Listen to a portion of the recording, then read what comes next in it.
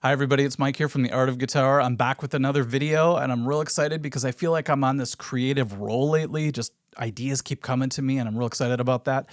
But this story is kind of weird, but stick with me. When I was a kid, I remember having dinner and we were having ribs. And I just had a couple because I wasn't too hungry, but I basically just ate the outer part, you know, the top part with the barbecue sauce on it. And when I got up from the table, my Korean mom looked really disappointed and she's like, "Man, you're wasting a whole bunch of food," you know? And I'm like, "I'm sorry, I'm not that hungry." So she reaches over and grabs one of the ribs off my plate and she just went to town on it. And by the time the smoke cleared, there was only this white bone left. And I was like, "Geez, Mom, you ate pretty much the whole thing." And she's like, "Yeah, and you missed the best parts." The reason I tell you that story is because even though it's kind of a strange metaphor, especially if you're a vegetarian or something, it really encapsulates the message that I have today. So this video is about the forgotten songs. You know, the track 8 or 9 that are on the album, the songs that get overlooked or skipped over, or maybe they're so far down on the Spotify list that you never really even know that they exist. Kind of like the second or third pages on a Google search, it's just like they're not seeing any light of day. And I think that's a real shame because all of this seems to be driving us to this best of or this greatest hits playlist type of reality. And now that I've been in it for a while, it's really starting to feel shallow. Even an old schooler like me and a lot of my friends fall for this now. So, you know, somebody will tell me about a brand new band and I'll look them up on Spotify. I'll try the first tune. If I'm not digging it, I'll go to the second one and then the third one. And by then, if nothing really hits me, I'll just give up on the band altogether. So you could say I'm guilty of just skimming the surface on these bands, and it's not really fair to them. It made me wonder what really happened to me over the years, because I was never really like this before. I mean, I grew up in what I would consider a sweet spot when it comes to music, technology, and media. I saw music go through all these different transitions from records to cassettes to CDs and eventually to MP3s and streaming. But the more I think about the path it takes, you know, the timeline, the more I could see why deeper cuts when it comes to artists are slowly being more and more overlooked. And because I grew up listening to a lot of the deep cuts and I know the value of them, kind of like my mom eating a rib, I can really sense what a lot of people might be missing out on these days, including myself, when it comes to the newer ways we consume. I shouldn't say that, I hate that word, experience music. So why did we listen to so many deep cuts back in the day? You know, why were songs that were kind of on the back burner on an album, let's say they weren't the hits, why did those eventually grow on us to the point to where we could almost name every song off an album? Well, let's go all the way back to my first memory of music, which is the record, the vinyl LP. I'm pretty lucky. My parents were way into music, even though they didn't play any instruments, but they had a lot of different kinds of records, everything from Elvis to Creedence Clearwater Revival. I think they had a Neil Diamond album. Everyone had the jazz singer, right? Well, it wasn't until I got my first Kiss record that I finally could join in the fun with something that I really wanted to listen to. Going to Musicland and looking through all the records and choosing one, really just because of the cover back then, was such a huge thing. I remember the day I got Dynasty, because somewhere, I think it was on a commercial, I heard I Was Made for Loving You. And even though this is the disco-y Kiss era, I really love the sound of it. Weird little side note, I noticed the song orders are in alphabetical order in the back, which is weird. Normally it's the order of the album, but they just went with that. Strange. So I played the record, and this is the first thing I heard. I love that crackle.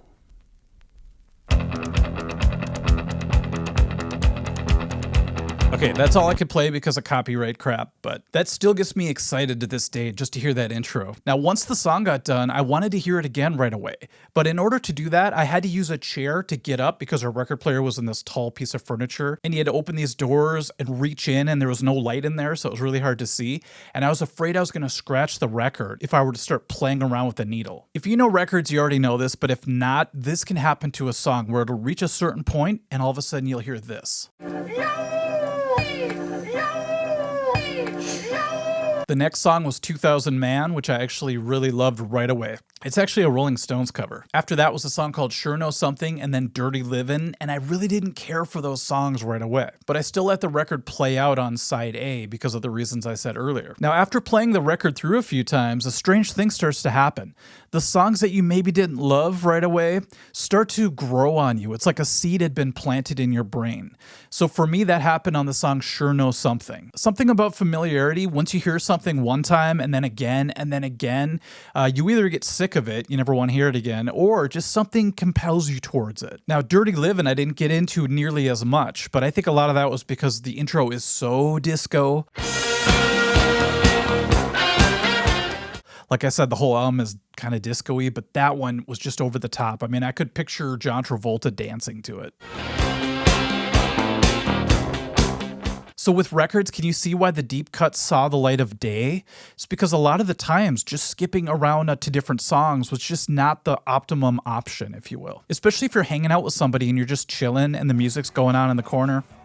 You don't want to have to get up all the time and, choose a different song. So a lot of the hidden songs, a lot of the deeper cuts, got their due. After records, we moved on to cassettes, and it was so cool to go from something that was this size to this size. You could actually fit one of these in your back pocket, which was a big deal at the time. You've all probably seen cassettes, though. That's this one here.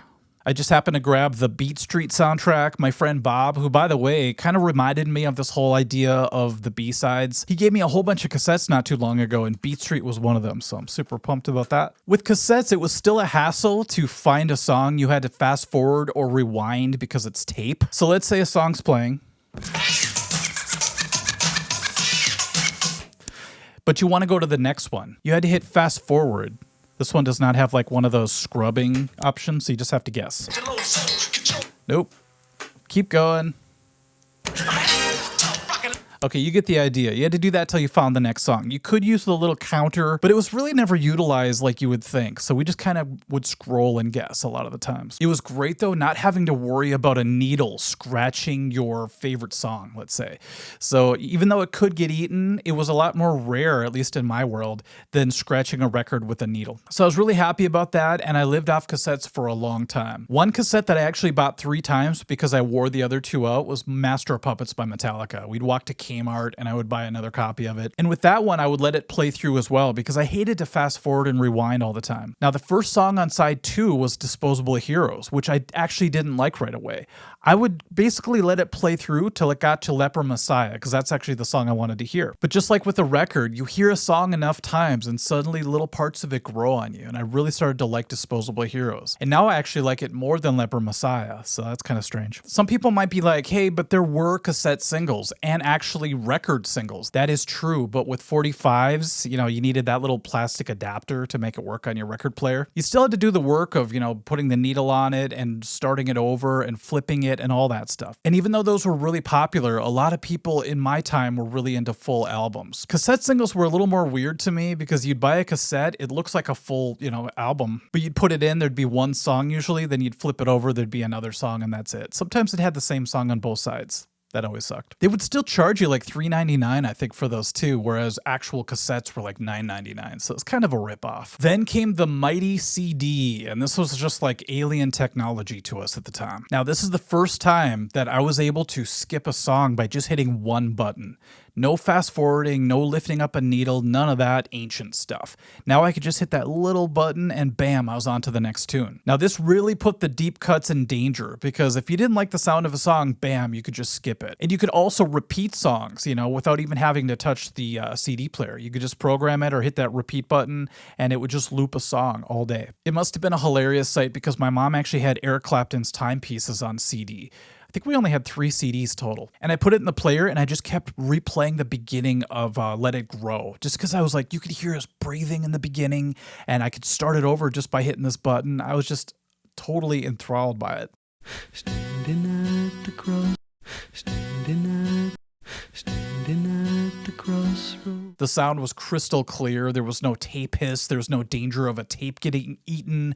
There was no record noise. There was no scratching going on. It was awesome. Well, you could scratch a CD, but you weren't sticking a needle on top of it. I eventually bought Kiss Hot in the Shade, and if I didn't like the sound of a song, I would just skip right over it. So for a long time on that album, all I knew was Rise to It, Hide Your Heart, and Forever. Pretty much the hits of that album, and I skipped over all the other ones. It took me a lot of years to finally catch up and listen to those songs, actually. Sadly, this happened with other CDs, like Operation Mindcrime by Queensryche, which I regrettably skipped over a lot of the tunes. And I realized how many gems I missed out on because I was able to skip the songs. All right, the last thing I'll talk about is what we're in today, and it all started when, MP3s came out. We had Napster, we had LimeWire, and all that stuff. Those were such strange times, to go from records Records when I was a kid all the way up to LimeWire. And one day I remember going on the computer and seeing all the files and all the folders of the different albums that I'd ever want. So I downloaded a bunch of them, allegedly, and I remember looking at them and going, okay, which one do I want to listen to?